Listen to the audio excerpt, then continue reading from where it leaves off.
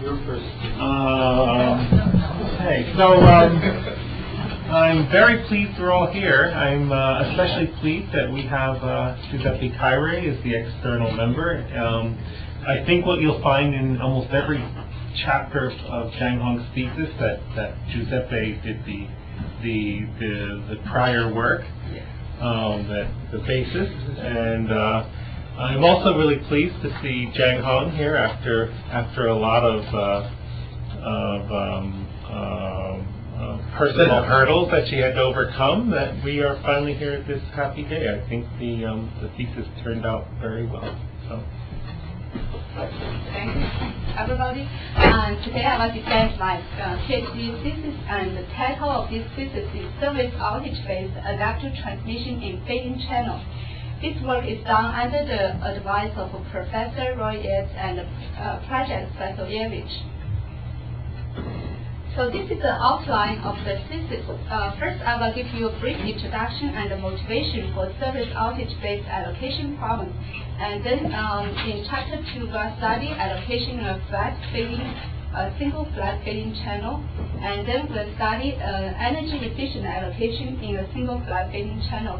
After that, we will extend the result to n-parallel fading channels in chapter 4. And then we will apply the service outage approach to transmission of mixed services in fading channel. In chapter 6, we'll move to another topic. We study variable rate Turbo-BICM, and finally in chapter 7, we'll talk about future work. So while this channel is time varying, and in such a time varying fading channel, adaptive transmission can achieve a better performance than fixed transmission by utilizing channel more efficiently. In fact, many adaptive schemes have been implemented in many second or third generation wireless systems. So in this work, we are focused on adaptive transmission in low fading. Widely used low fading model is block fading channel model. In this model, it's assumed that the channel is static within the cohort duration, changes from one cohort to another. And also, the adaptation, the performance metrics for adaptation usually are application specific. So they can be long-term average rate, instantaneous rate, or both of them. Two capacity notions have been developed in fading channel. First is ergodic capacity. It maximizes the long-term average rate, average out all fading states, but it has no guarantee on the instantaneous rate. During this phase, the rate could be very low or even equal to 0. So usually it's applied to delay in sensitive data services. But on the other hand, the outage capacity is to maximize the instantaneous rate, which can be supported throughout fading with certain outage probability. The resulting average rate is less than the ergodic capacity. It applies to the real-time constant rate applications. So far, we can see that both capacity notions either emphasize long-term average rate or short-term instantaneous rate. But we observed that in many applications, actually both long-term average rate and instantaneous rate performance are important, such as in the transmission of the simultaneous voice and data and variable rate audio video streams. And there is a capacity versus coverage trade-off in cellular systems. Therefore, by considering these applications, in this work we will study the optimization problem of maximizing the long-term average rate subject to instantaneous rate requirement. As a result, we combine the notion of ergodic capacity and outage capacity. The instantaneous rate requirement in this work is characterized by the service outage constraint, as shown in this figure. The R0 is a basic rate specified by the application, and this is the transmission rate. And we always assume that the transmission rate is equal to the mutual information of the channel. So the reliable communication is achieved at all times. But outage refers to the event that the transmission rate, the instantaneous rate, is below the basic rate requirement. You're always making sure that, so you have this, let me just abstract it. You've got this thing that's changing state, changing state, changing state. When you say it's an instantaneous rate, the average time that you spend in any state is such that all the rules for long codes and things like that apply? No, actually, here we didn't assume a long code word. We assume in adaptation, we have a model of block fading, and we assume that a short code is used for each block, and the code rate changes from one fading block to another. So there's a notion of average rate, average out all the fading, and the rate I call instantaneous rate, which is for each code word. Yeah, I'm asking a slightly different question in order to define. So you made a point of saying reliable communication. Yeah. Right. So reliable means asymptotic. Yeah, sure. So you're assuming that you basically have asymptotic rules in each one of these block phases? That's true. That's all I'm asking. Yeah. It's yeah. And then I'll ask later whether is that true. I mean, is it? It's true. It's just we think, because the reason for that is the number of the time scale for achieving a reliable transmission for the AWGN channel. It's not. I mean, there's two time scale. One is time scale for the fading, the change of fading. So if you want to you're saying that there's many bits being transferred during the time that the thing is stable. That's really all I'm asking. Yeah. Okay, so that's the assumption. So now we are started allocation a single flat fading channel, and the channel model is given by this expression, and H is the channel gain. It is random variable, and here in this chapter we assume that H is a continuous random variable. The reason for this is the approach used in this chapter cannot be extended to the discrete random variable. And then later in chapter 4, the approach used in chapter 4 can be applied to both continuous and discrete random variables. And we also assume that the channel state a perfect null at both transmitter and receiver, and one code word only spans one fading block. So the allocation problem is to identify optimum power that maximize the long-term average rate subject to the average power constraint and the outage probability constraint. And here we assume that we are the rate function is the capacity of Gaussian channel with received power h times p of h. Here for simplicity, I just dropped the constant 1/2 here and using natural logarithm. The difficulty of solving this problem is because of this probability constraint. So the probability function is not differentiable at optimization variable p of h, because it can be written as in terms of integration function. Therefore, the classic contact conditions cannot be applied directly to solve the problem. To go around this difficulty, we first study a star problem. In this star problem, we replace the original probability constraint by a deterministic constraint. Here, we require that the rate has to be higher or equal to the basic rate at a particular subset, HA. So this problem is easy to solve, can be solved using compiled condition. First, there's a feasibility condition for the problem. So the average power has to be higher or equal to the minimum power needed to support the basic rate on this set, and it's just given by this expression. When the problem is feasible, the optimum solution is a combination of channel inversion and water filling allocation. In order to maximize the rate, we would like to allocate power in the form of water feeding.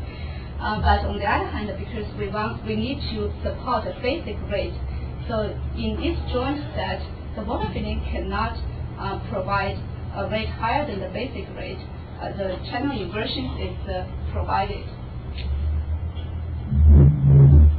And in order to derive the optimum solution, we first define two sets.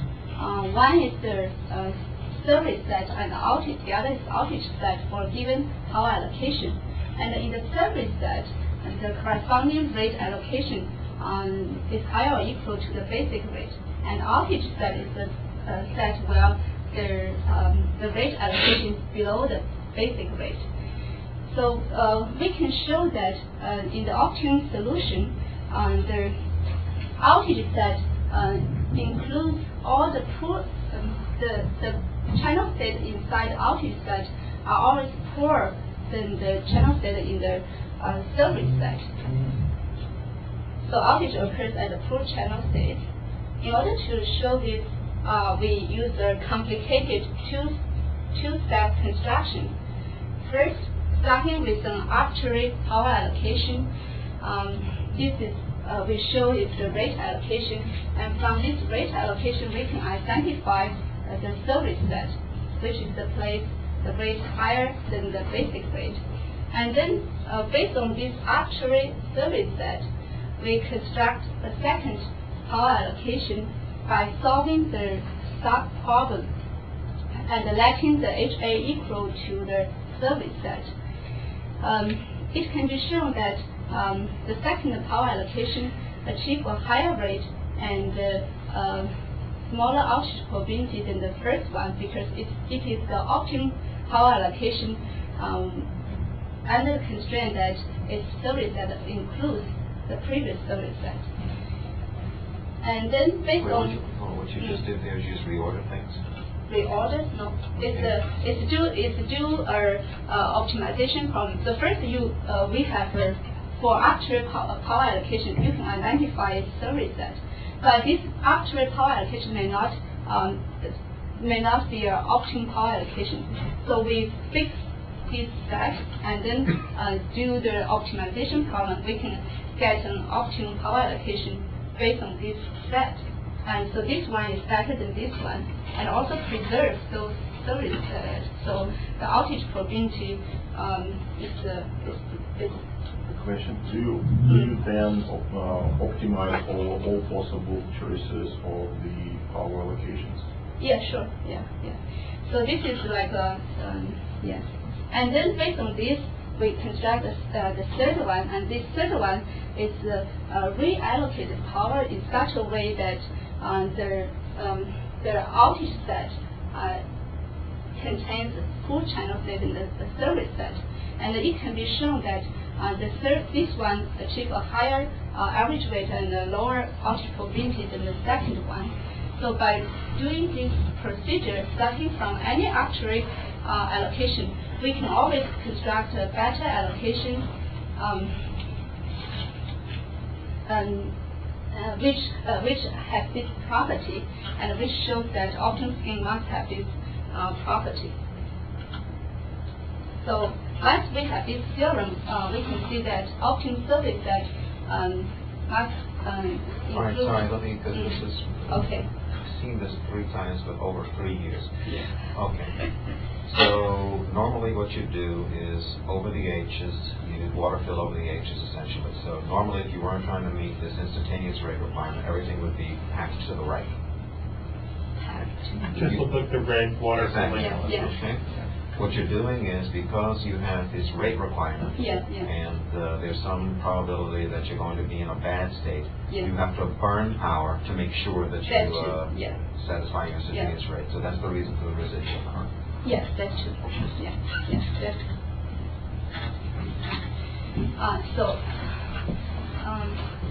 So the optimum service set will include this particular subset, and then the optimum solution can be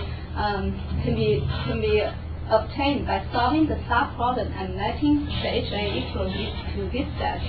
And the optimum solution is just given by this expression. So here we show the optimum power and rate allocation in m=1 fading channels. There are four types of allocation, depends on the average power. So on the left is the optimum power allocation. On the right is the corresponding rate allocation. In the type 1 solution, we just have sufficient power to meet the outage constraint. So the optimum solution is below the threshold no transmission, and above threshold is channel inversion to provide the basic rate. When the average power increases, besides meeting the outage, we have additional power, so we can allocate power in the form of water filling in a settled beta channel to provide a higher rate than the basic rate. And as the average power increases, the water filling power increases. And in the type 3 solution, the water filling is so high that it has a non-zero power and a non-zero rate during the outage step. And finally, if the average power is sufficiently high, the water filling itself will meet the outage constraint.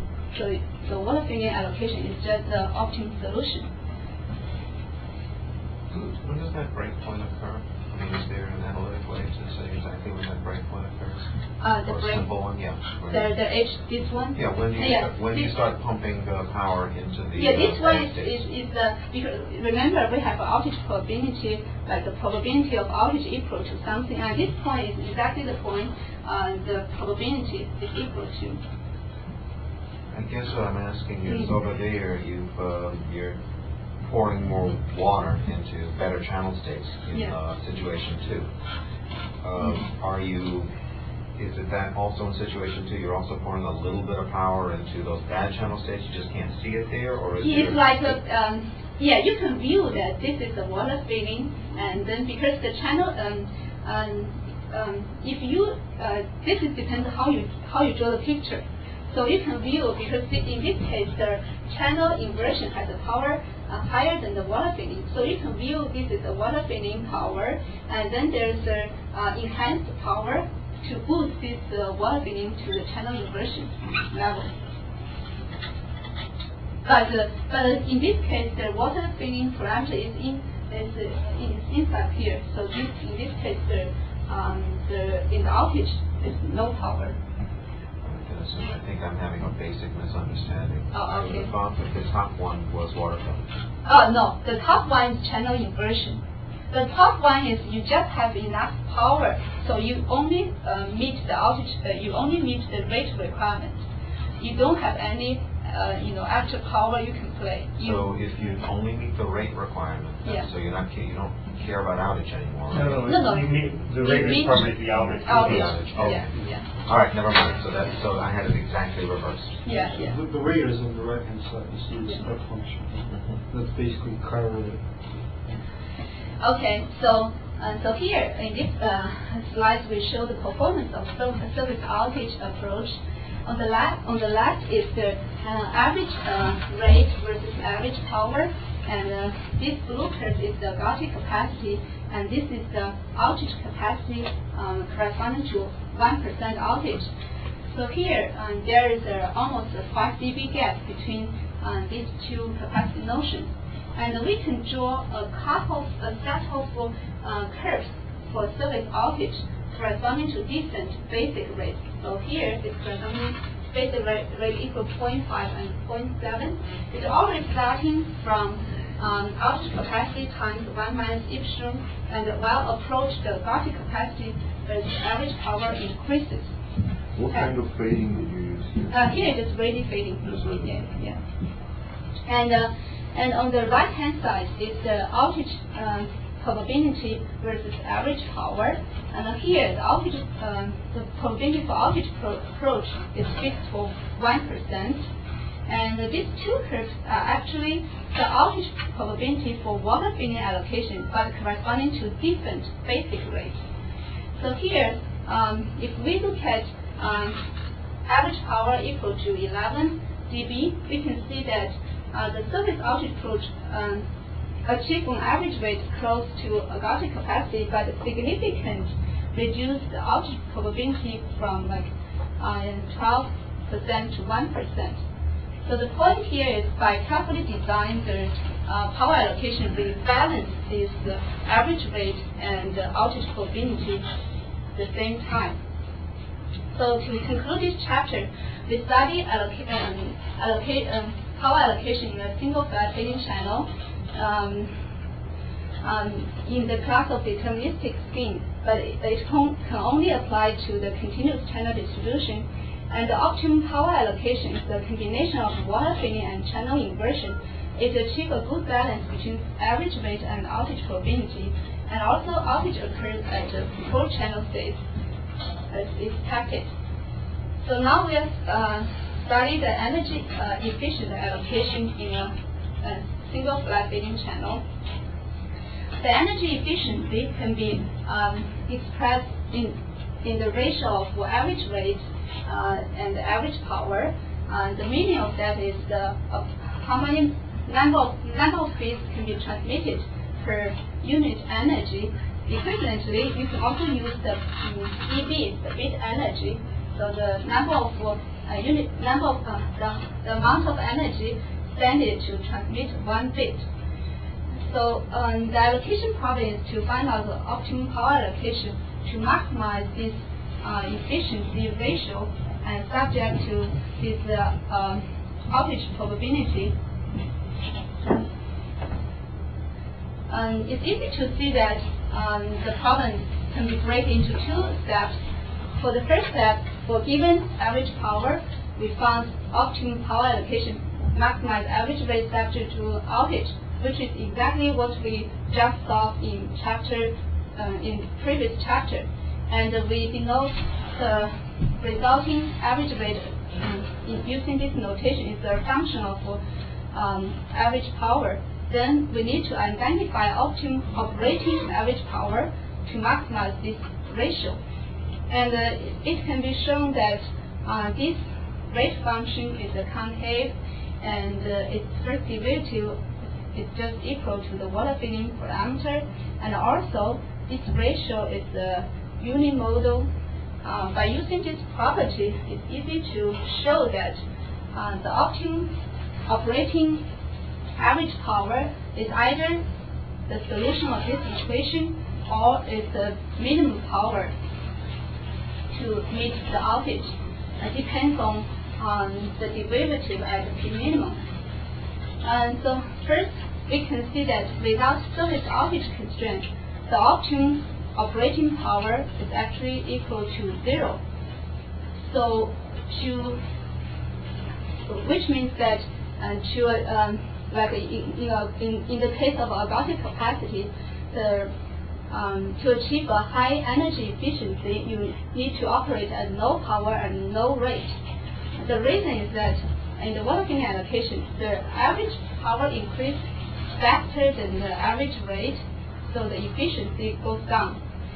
But if you have service outage constraint, the picture changes.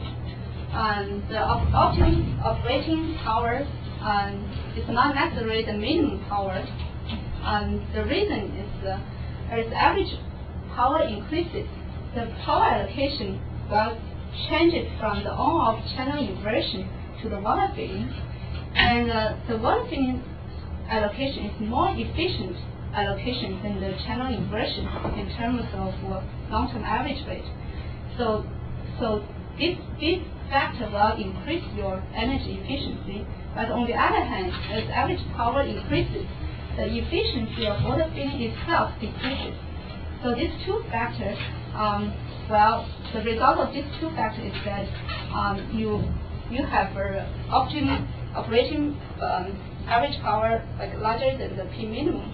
And in this figure, we show the energy efficiency versus average power, and here we use EB. I mean, like a low value in the EB means a high energy efficiency. So for the ergodic capacity, the high energy efficiency is achieved at low power, low rate. But if you have, in the case of a service outage, the energy efficiency first increase and then decrease due to the reason we. What is this eta number in the bottom? One letter. Here it just shows, because in the previous allocation we used energy efficiency as the ratio, and here in the numerical result we just use the bit energy. The meaning of your energy efficiency, since it's the ratio of rate to the power, it's the same as saying the number of bits per joule. Yeah, it's like this. But it's easy, and because people is more familiar with EB, so I just showing that using EB. So now we are moved to the allocation in n parallel feeding channels. The n parallel feeding channel can characterize the OFDM system and the multiple antenna system.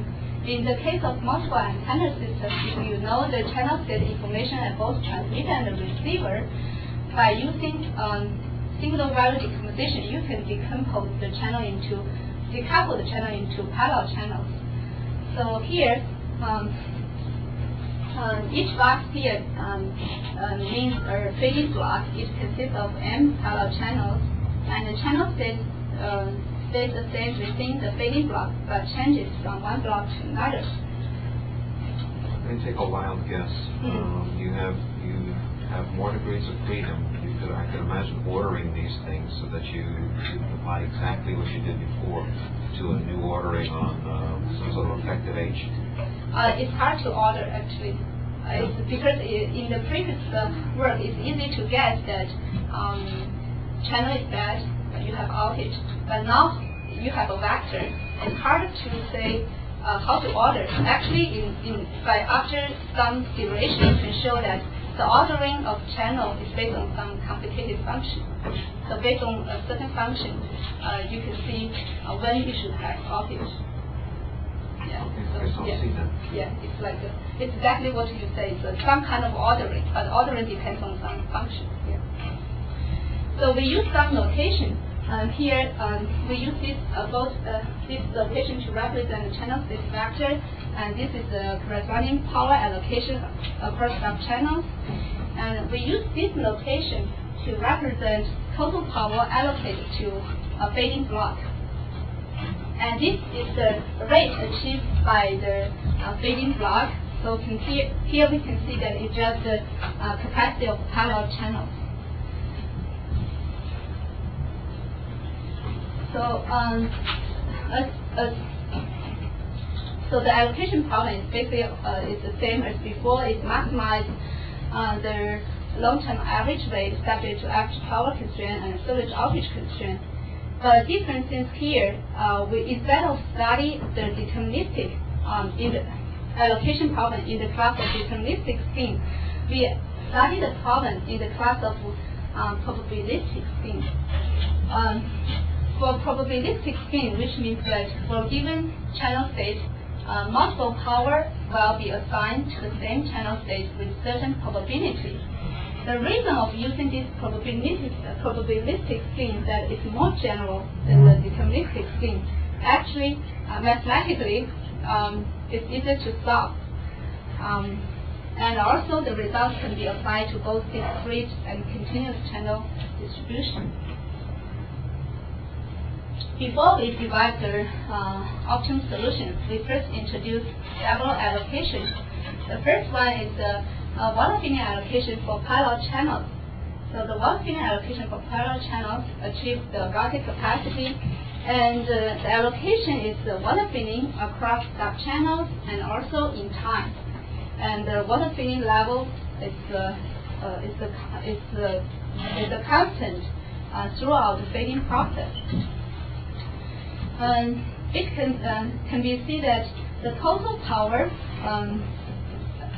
the total water feeding power allocated to one feeding block actually increases as channel state increases component-wise. This can be shown in this graph. In this we have two feeding blocks. In the second feeding block, the channel state vector is better than the channel state vector in the first block. So here we can see that more power is allocated to the second building block, this beta channel state. And the second power allocation we call the basic rate allocation. This basic rate allocation is the allocation that achieves a basic rate with the minimum sufficient power. And it can be seen that the basic rate allocation is also in the form of water filling allocation among subchannels. But the difference is that the water level lambda, it depends on the channel state, changes with channel, as the fading process. And when n equal to 1, this basic rate allocation will reduce to the channel inversion. Similar to the channel inversion, the total power allocated to the total power achieved by this basic rate allocation for each fading block decreases as channel state vector increases component-wise. So similarly here, the second fading block has a channel state vector better than the first one, and the water level is lower and the less power is needed to achieve the basic rate. So as we can see that this allocation in terms of long-term average rate is not efficient because it allocates less power to a better channel state. We also have a feasibility condition for this problem. So the feasibility condition is that the average power has to be larger or equal to the minimum power needed to support the basic rate with outage probability epsilon. Equivalently, this condition can be rewritten as basic rate is less or equal to the outage capacity for given average power. And when we meet this, when the feasibility condition is met with equality, we actually get the optimum power allocation is actually the same allocation for the outage capacity. And here we call that allocation as the minimum outage allocation, can be shown in this graph.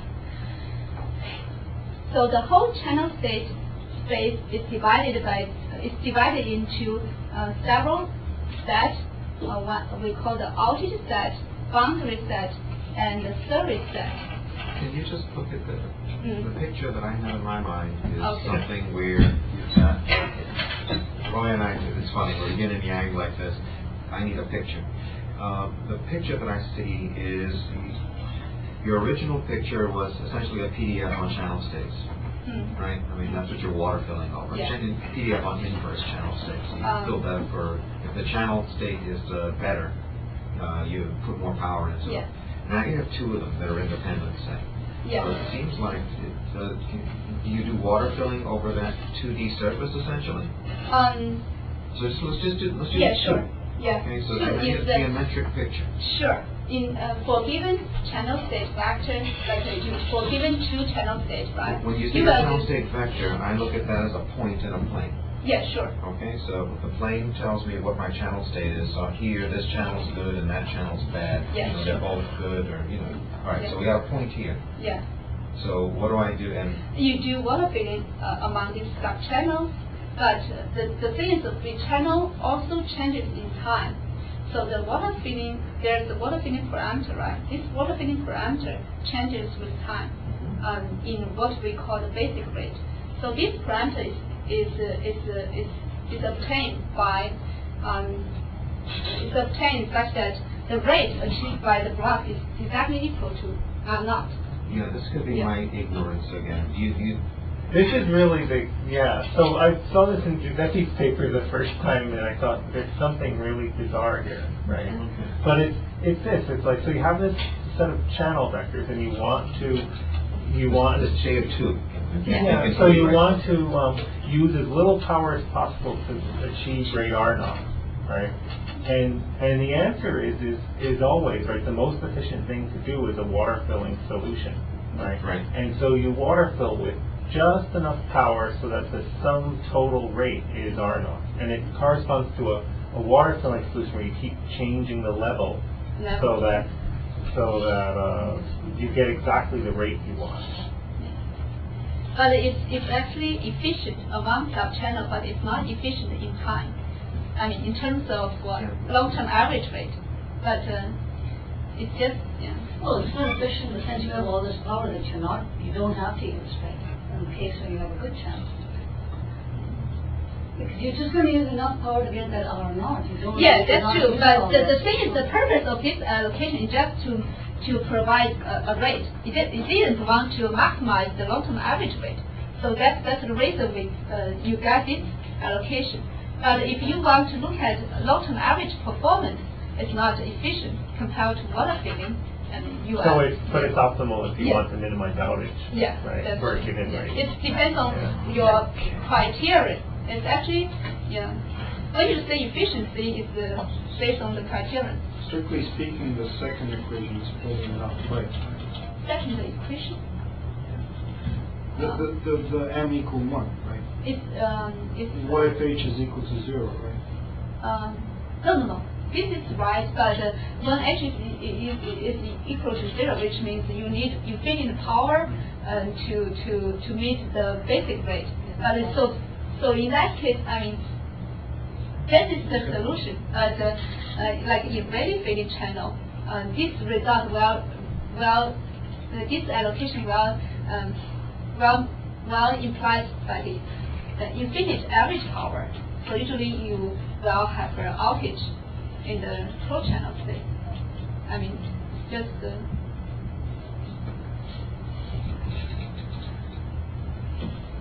So you have this cutoff. Yeah, that's what I'm saying. It doesn't include this cutoff. The basic rate definition, right? The basic rate doesn't have definition. the cutoff. Yeah. It's just the power needed to get even all And of here that. there's a cutoff, the same thing. Yeah. So to minimize,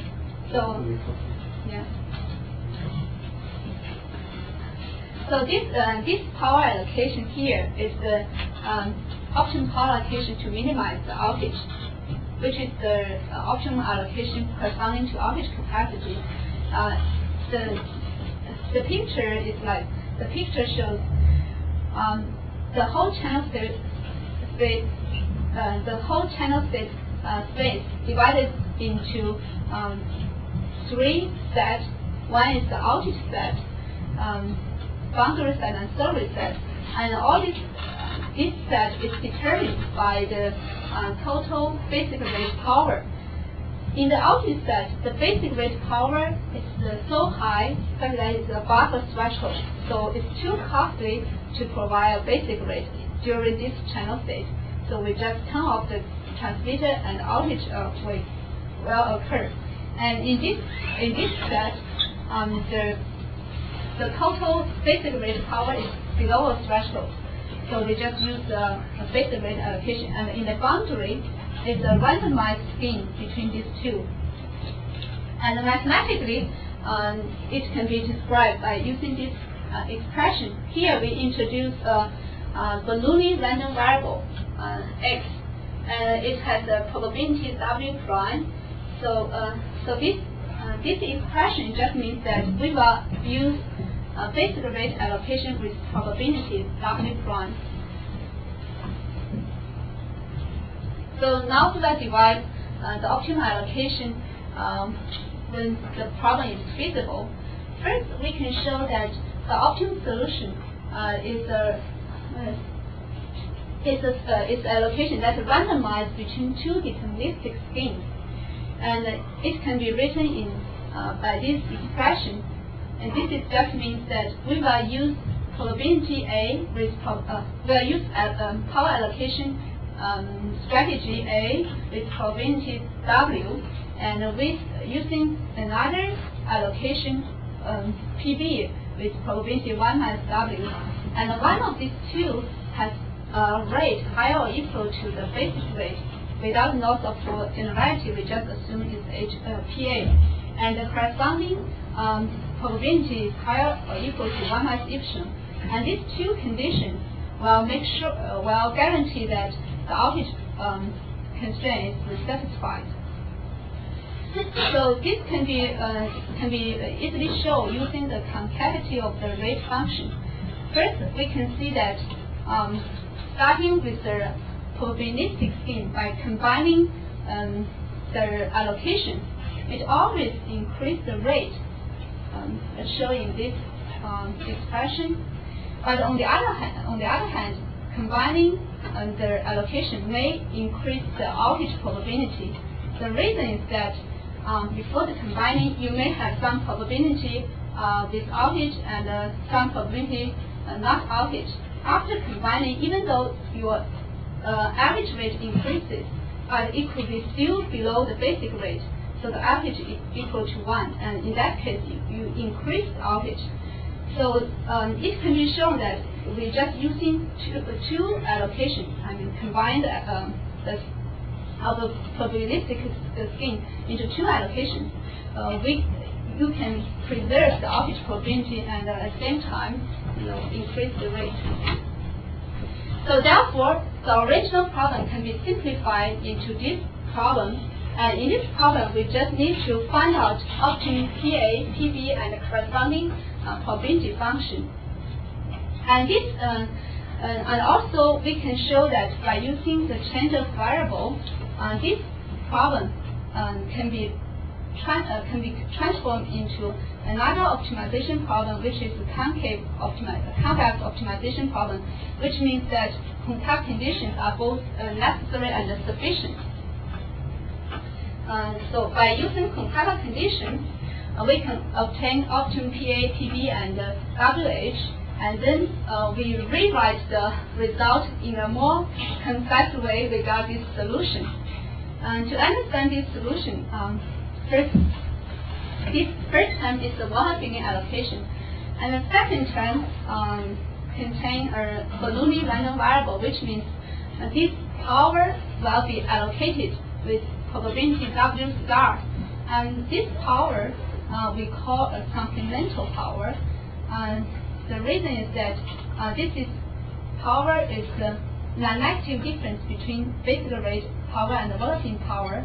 So it is additional power needed for volatility to achieve a basic rate. And the optimum probability function is actually the indication function, and it depends on our G function. And this G function depends on both the supplemental power and supplemental rate. It can be viewed as the cost of allocating this supplemental power. So the result is that if the cost is so high that it's above the threshold, this supplemental power will not be allocated. And if it's below a threshold, and this supplemental power will be allocated, and we will at least achieve a rate at least equal or higher to the basic rate. And in the boundary, this will be allocated with certain probability. So in this slide, we show the power allocation in ME2 fading channels. Similar as we did we got in ME1 fading channels, we got 4 types of allocation. And here, the x-axis and the y-axis are channel stage. And we use different colors to represent the corresponding power allocation in that set. So the white color is no transmission, 0 rate, and the gray color is the volatility allocation with the rate lower than the basic rate, and the green color is the basic rate allocation with basic rate, and this blue color is the volatility allocation with the rate higher than the basic rate. So in the type 1 solution, we just have sufficient power to meet outage. The optimum solution is no transmission and a basic rate allocation and a randomized scheme in the boundary. And as average power increases, besides meeting this outage, we have additional power we can play with. So in this service set is well split into two subsets. One is the basic rate set. Using basic rate allocation achieve basic rate. And in this beta channel stage, we will get water filling allocation, achieve a higher rate in the water filling than the basic rate. And as average power increases, the water filling power increases, and in this type 3, water filling will have a non-zero rate and a non-zero power during the outage step. And finally, if your average power is sufficiently high, the power allocation is just water filling allocation. So to calculate the optimum solution has three parameters. One is the water filling parameter. This is the partition threshold, and this is the probability along the boundary set. And they are the solutions to average power and outage probability constraints. Both of them are nonlinear equations. And the approach to solve this equation is we just using a search algorithm. First, for given these two parameters, we will obtain once these two parameters given, then we can identify the outage set, boundary set, and service set, and then we can get the probability along the boundary set by solving a linear programming problem. After that, we will adjust these two parameters until the constraints are satisfied. Otherwise, we will go back to. So in this algorithm, every time when we adjust these parameters, we have to solve a linear programming problem. We also get a closed form solution for this boundary probability, but it's quite complicated. So we also consider to devise some near optimum schemes. So first, we observe that for a given probability function, the optimum power allocation is in this form. It's water filling plus some incremental power with probability WH. And it can be shown that this power allocation, the average rate achieved by this power allocation is bounded by this expression.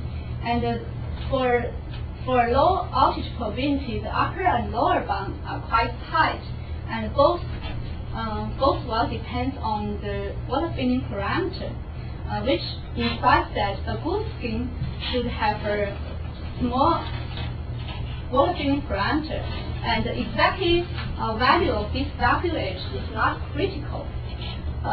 So the optimum solution has for optimum WH, and now we will choose some other WH and to get two near optimum schemes.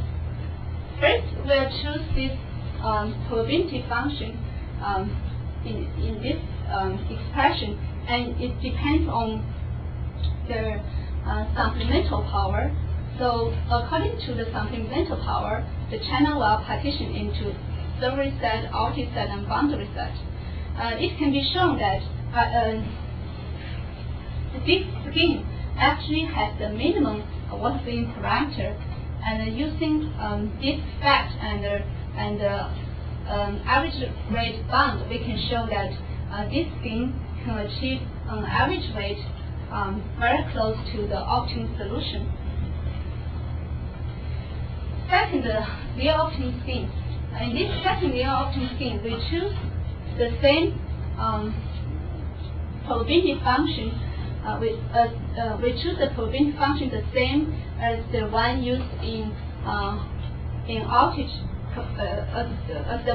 as the optimum solution for outage capacity. So it depends on the basic rate allocation, and it can be shown that this scheme can be expressed in this expression. Basically, it will allocate the minimum power to meet outage first by using this P minimum, and then we'll allocate remaining power in an optimum way to maximize the additional rate. This allocation scheme has a good structure for transmission of mixed services. So later in next chapter, we'll elaborate this more. We'll elaborate this in more detail, and also we can show that this scheme can achieve an average rate close to the optimum solution. So far we have the optimum scheme and two near optimum schemes. These schemes have similar structure. Both have volatility allocation and then supplemental power, but they have different weight. This probability function WH, and this probability function depends on different functions. The optimum solution depends on the supplemental cost function, and the near one solution depends on the supplemental power, and the near two depends on the basic rate power. It can be shown that all those functions are non-increasing functions in channel state vector H, and which means that outage occurs at full channel state. And also, actually, these three are equal when m equal 1, and differences only happens when m larger or equal to 2 in a range of average power. And also the computational complexity reduces, especially the near 2 solution is much simpler than the first two, because the outage set for given outage probability and the basic rate outage set is fixed, doesn't change with average power. So in this graph, in this slide, we show the average rate versus average power for these three schemes in Rayleigh fitting m equal to Rayleigh fitting channels. Here, they basically almost achieve the same performance. It's hard to say any difference. And we have some particular examples, like we can design some particular channel state and see the difference. But usually, it's hard to see any difference between these. And similar as we did in m equal 1 fitting channels, we show the performance in m equal 2, and this is average rate versus average power, and this is outage probability versus average power, and we can see that in a range of average power, the service outage approach achieve a rate close to the ergodic capacity, but significant reduce the outage probability. So to conclude this chapter, we divide optimum power allocation in m parallel fitting channels in the class of deterministic schemes. And this result can be applied to both continuous and discrete channel distribution. It achieves a good balance in long-term average rate and outage probability. We divide the optimum solution and two near optimum solutions. They are actually the combination of volatility allocation and basic rate allocation. The whole channel space will be divided into outage set, boundary set, and service set. Even though we start with the probabilistic scheme, it turns out the solution is only probabilistic at a boundary set, and the outage will occur at a full channel state. So now we will apply this service outage approach to transmission of mixed services in fitting channel. We are considered transmission of a mixed service in a single wireless link.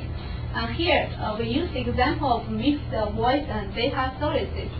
So here we can see that we would like to maximize long-term average rate for the data, and also we need to at least provide a basic rate at most of the time for the voice.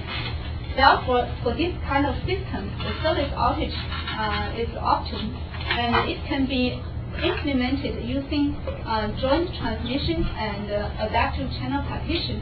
And also we investigate a suboptimum scheme, which is the fixed channel partition. So first, we look at joint transmission. In the case of joint transmission, both services, the information bits from both services was encoded jointly and decoded jointly.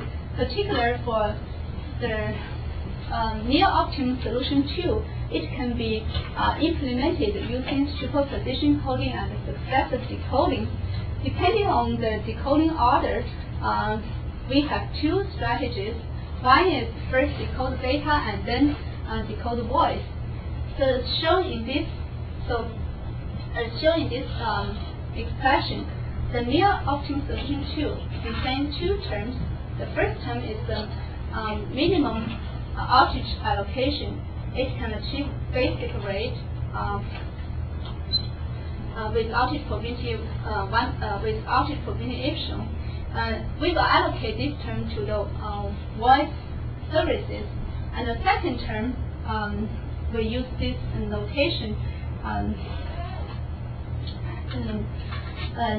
this term will be allocated to the data services. After the receiver receives the signal, after it decodes the data, and the voice service will have a clean channel, so it can decode, it can achieve a basic rate. But this scheme requires first decode data, therefore the coding scheme for the data service has to be employee the variable rate shortcode.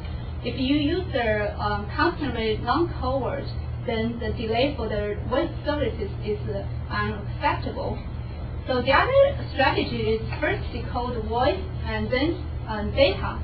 But if we want to first decode voice, we need to rearrange this expression. The reason is that this power allocation can achieve basic rate without any interference. But now we need to decode voice in the presence of data, so we will rewrite the power allocation such that it has additional term here, and it can be shown that this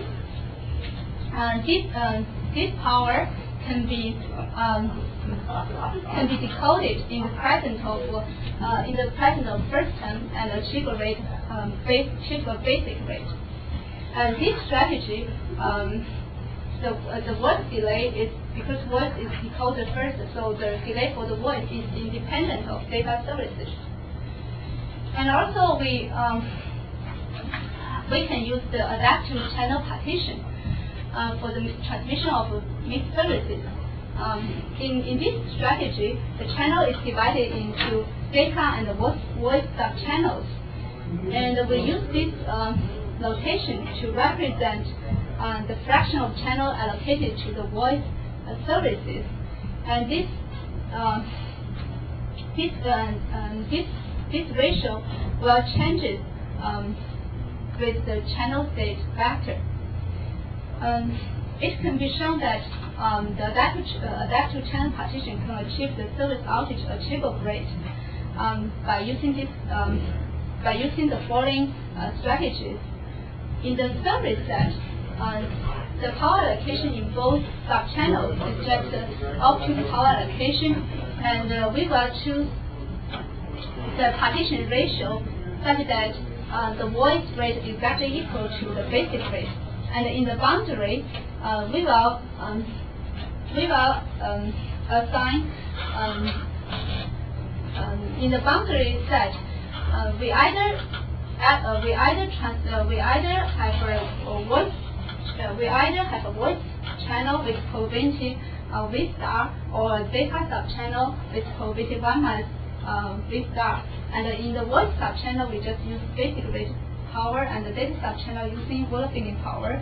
And the out is that the whole channel is allocated to the data services. I kind of missed the both sort of question. Okay.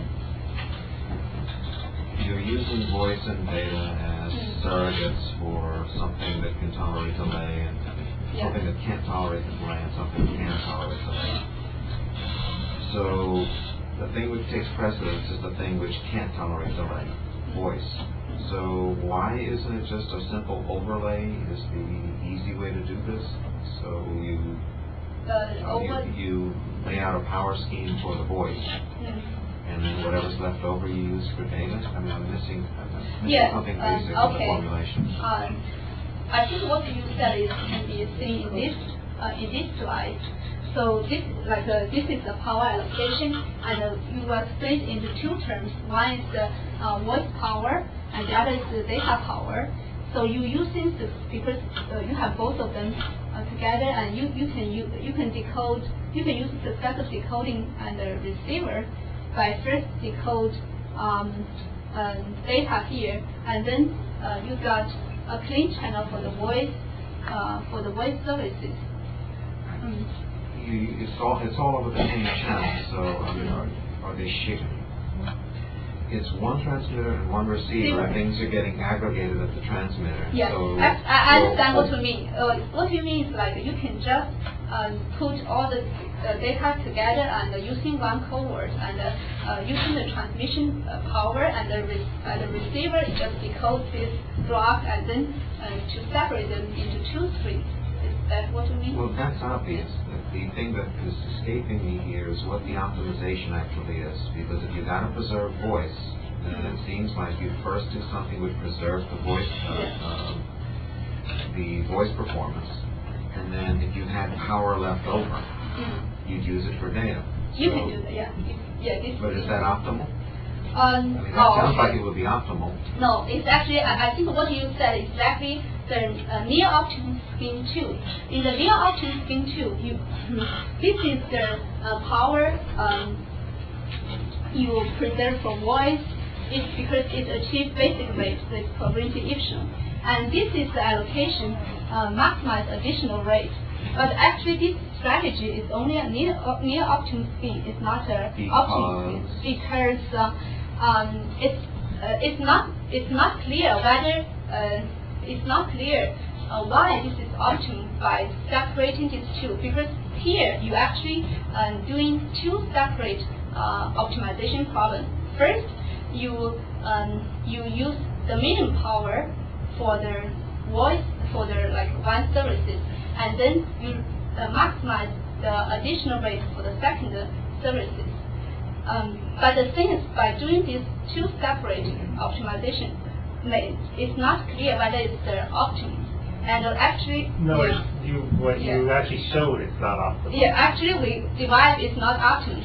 And actually, before we divide the optimum scheme, we at long time will suspect this is optimum. I spent a year telling her, I'm sure. And then by solving the optimization problem, we saw that this is not optimum. And then we take another long time to show that this is near optimum. It's actually not easy to show it's even near optimum. It's easy to understand, should be a good scheme, but yeah. Since it is so non-obvious result, do you have any kind of a plausibility argument why this solution is not optimal? Because from my common sense, since you have to satisfy these minimum rates anyway, that's a constraint which you cannot avoid. So you have to give the minimum rate. So there is certain amount of power, this P minimum, which will be taken out of it's a fixed amount of power and it's taken out. Then what is the rest? The rest you can do water filling, you can do all sorts of great things. But, I sort of agree with Chris that, well, you're probably right that it's suboptimal, but there should be some kind of plausibility argument which makes people happy. Can you draw some pictures? No. The reason is there is underlying assumption that this two-step procedure is optimum. So the two-step procedure is you first preserve the minimum power to meet outage, and then maximize the remaining power for the rate. And these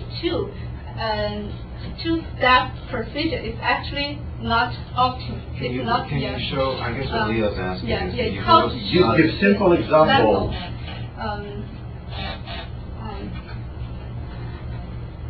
And if you can't give it now, You probably get nailed again with this question again and again and again. It would be nice if you could show an obvious example where it breaks.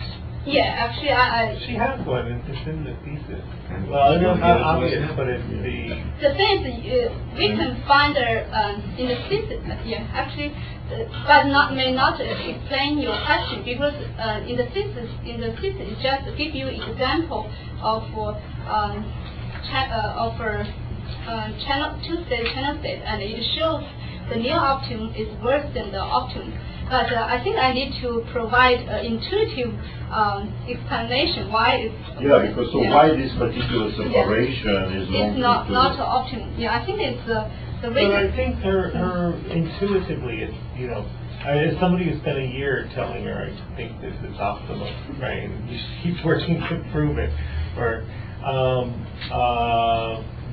her intuitive explanation I thought was pretty good, which is that That's a superset thing, and I understand that. That's a superset. Obviously, if you optimize over everything, it's got to be better than optimizing over one separately. But that doesn't really give the No, intuitive. it's not over one separately, it's over two separately, but in two steps. First, That's set what I was power saying. aside for voice. you're right. That's not an intuitive argument for why there's a gap. It's clear. I mean, it's clean and clear. Yeah, I understand. I think I need to think about that. But the reason why this is an important issue, because everybody in the world does it this way. Yeah. First satisfy voice and then for data. Yeah. I think the thing is, if you look at the optimization problem, it's not from mathematically, it's not easy to say how why you can break this into two problems. Yeah, I know that. Mathematically it's clear, you can break it. Yeah, I know that. I Four, just try to find a way to explain. Yeah. Let me just, maybe I'm not clear that my question's being answered. Maybe it's a stupid question. Can you find a simple example where it's obvious that breaking it apart this way is much worse than doing an optimal allocation? No, it's not much worse, because it shows that it's near optimum. It's always very good.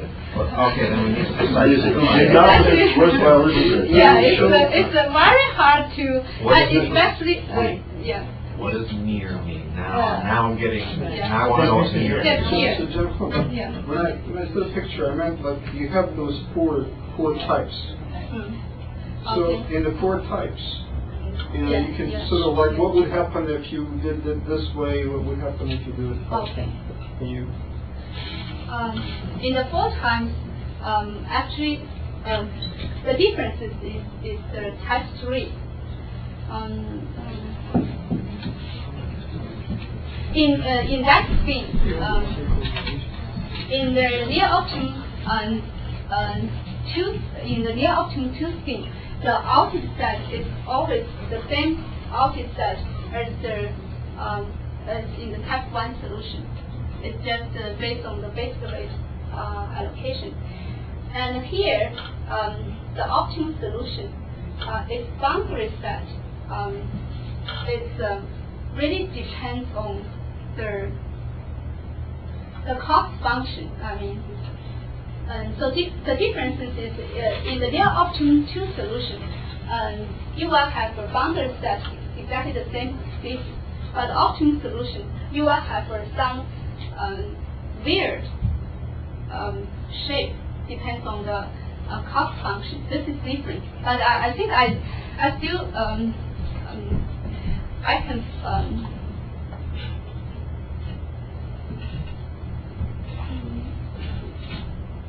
We take it probably offline. I think the reason maybe I can tell you the reason is like if you first preserve the p minimum size, right? The thing is, let me write in this way. So you have a power allocation P of H, right? This is you want to optimize, and then if you want to put this aside, P minimum, which means you will subtract this from the original one. It's not guaranteed that this is positive for channel state. Well, it means then you have no power for data. No. This could be negative. So which means, starting from There's no- yeah. So it's hard to if you do that. That now really confuses me. Yeah. That means to me that if you are. Okay, I think I it got means it. to me that Yeah, there's a it's- feasibility problem. No, it's not feasibility Chris, I problem. think I got it. So she allows for certain probability of outage for voice users also, right? Or voice users, they don't have any. No, there's definitely an outage. Yeah. Voice users. Yeah. Well, then can be here probabilistic gain.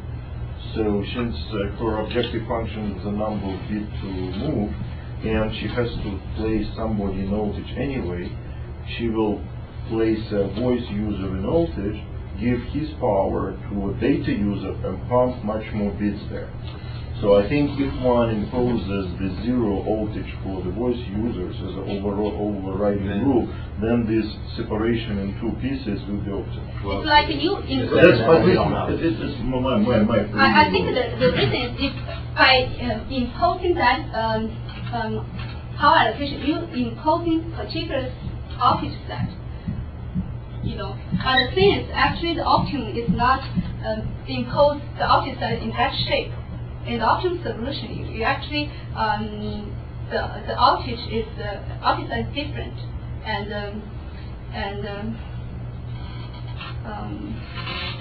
That I kind of understand, and that escaped me. The notion was that everybody can have outage. Now it's a question of who you hurt. And now that makes sense. The who, though, is the same person at different times of day. Right? It's But that's kind of pivotal to me. You're saying that can be less than zero. That's sure. If you starting with, I think it's in the optimum. If you look at, It's right in that sum, right? yeah, I think you have an outage. you actually, if you examine the optimum solution, you subtract the P minimum. You actually at some point at some certain channel set you get a negative. But the thing is, the overall outage probability is still efficient. Yeah.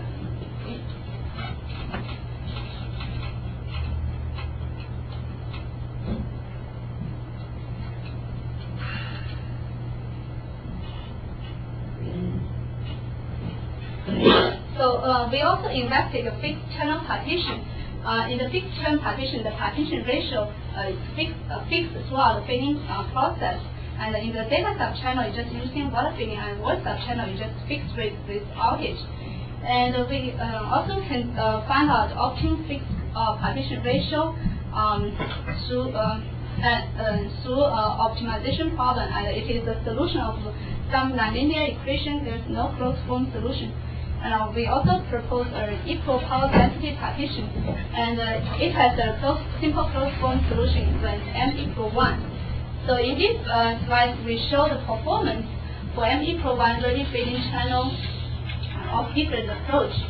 And this graph corresponding to basic rate equal to 1, and this one corresponding to a very low basic rate.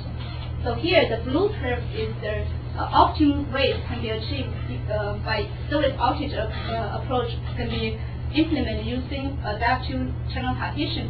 And this green and the red one are the fixed partition, and green one are fixed optimum partition, and the red one are equal power density partition. It can be shown that these two fixed partition are almost achieve the same performance. But in this case, they are like a 2 dB loss compared to the optimum service approach. So now we'll move to the next topic, which is variable rate turbo-BICM. So first, I will give you a brief introduction on bandwidth efficient turbo code, and then we will introduce the system model used in this work, which is turbo-BICM with random puncturing.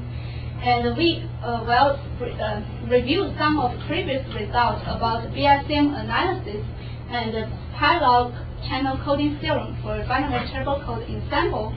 After that, we will, using this result to devise union-Bhattacharyya threshold and the corresponding closed form approximation in AWGN channel. Finally, we will use this result to design adaptive Turbo-BICM scheme in low-fading AWGN channel. So, since the invention of binary turbo code, many effort has been carried to design bandwidth-efficient turbo code. Among them, there are Turbo-BICM, turbo-trellis-coded modulation, parallel concatenated trellis-coded modulation, and BICM with iterative decoding.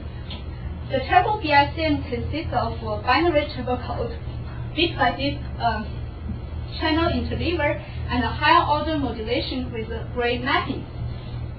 The BICM was initially proposed to achieve a better diversity order in fading channel.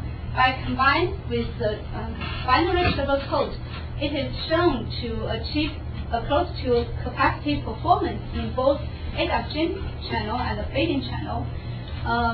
Compared to other bandwidth-efficient turbo codes, Turbo-BICM has the advantage of the simplicity. So in this work, we just focus on Turbo-BICM. The system model is shown in this slide. At the transmitter, it consists of binary turbo code, and then random puncturing, bit-interleaved, and a gray mapping with the MQM constellation. The puncturing device used in the system is a random puncture. This means we will puncture the coded bit with the probability lambda. By changing this lambda, we can get a set of variable code rate. And a receiver, it consists of bit matrix generator, de-interleaver, and then we will insert a bit matrix corresponding to punctured bits, and then we will use classic binary turbo iterative decoder. And the BICM can be analyzed using a parallel binary input random modulation model. Firstly, although MQM modulation is used in the system, since the MQM modulation with gray mapping can be separated into two M-array modulations in one dimension. So all the analysis here is based on M-array modulation in one dimension. In order to get this parallel channel model, first we will introduce the partition of channel of the constellation.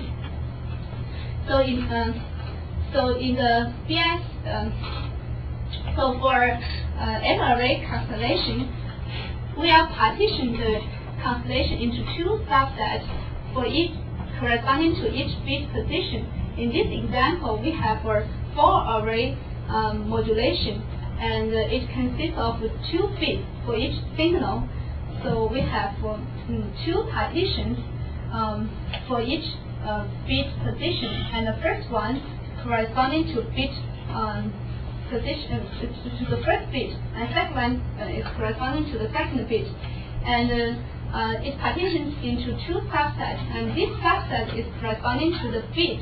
First bit equal to 0, and the second set is corresponding to the bit is equal to 1. And similarly for the second bit position, once we have this partition subset, we can get this M-parallel equivalent channel model. So the equivalent channel model is parallel channel, and this each channel corresponding to each bit position, within each subchannel, it will randomly choose one modulation signal from its subset, depending on according to your input binary